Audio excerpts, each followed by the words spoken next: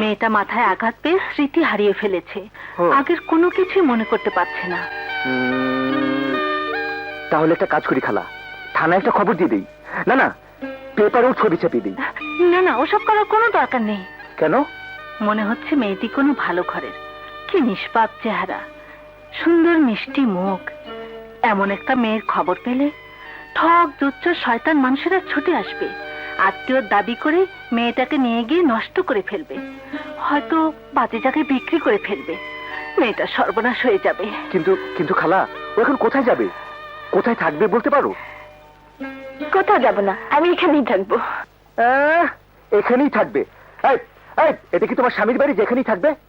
এক্ষুনি তুমি আমার বাড়ি থেকে বেরিয়ে যাবে। বেরিয়ে যাও বলছি, বেরাও বেরাও ওখান থেকে।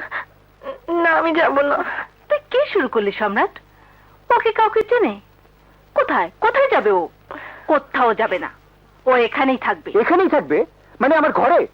হ্যাঁ, আল্লাহ যখন ওকে তোর ঘরে পাঠিয়েছে তখনও তোর ঘরেই থাকবে। দেখ, ওর মুখটা কি মিষ্টি, আমি ওকে মিষ্টি বলেই ডাকবো। কিন্তু খালা, আমি তোর কোনো কিন্তুই শুনবো না। তুই তো জানিস ওকে রাখার মতো কোনো পরিবেশ আমার ঘরে নেই। তাছাড়া তোর খালু ওকে আমার বাড়িতে থাকতেও দেবে না। আমি তো তোকে চিনি রে সম্রাট, আমি জানি তোর কাছে মেয়েটি সবচেয়ে নিরাপদে থাকবে। ঠিক আছে, রাখো ওকে আমার কাছে, তোমার যা খুশি করো। শোন সম্রাট, আবার কি হলো?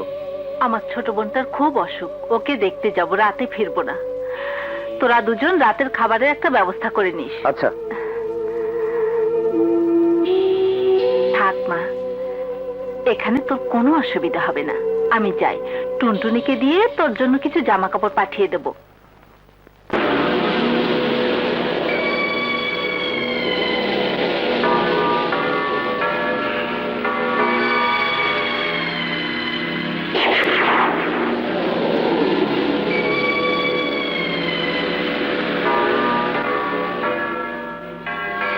দান্দা বলে দেবা না, এখন দেখো কারে লই যাইছি।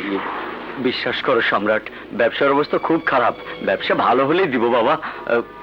চাঁদা 50,000, আর চাঁদা না দিতে চাওয়ার ফাইন 50,000, মোট 1 লাখ। নাই সম্রাট, নাই, আমার কাছে এত টাকা নাই। নাই কথা আনতে চাই না, কানটা পোষাই কেটে এলাম, সাত করে টাকা দে। দে এদিকে। দিচ্ছি দিচ্ছি বাবা, এই যে তাড়াতাড়ি বের কর। দিচ্ছি।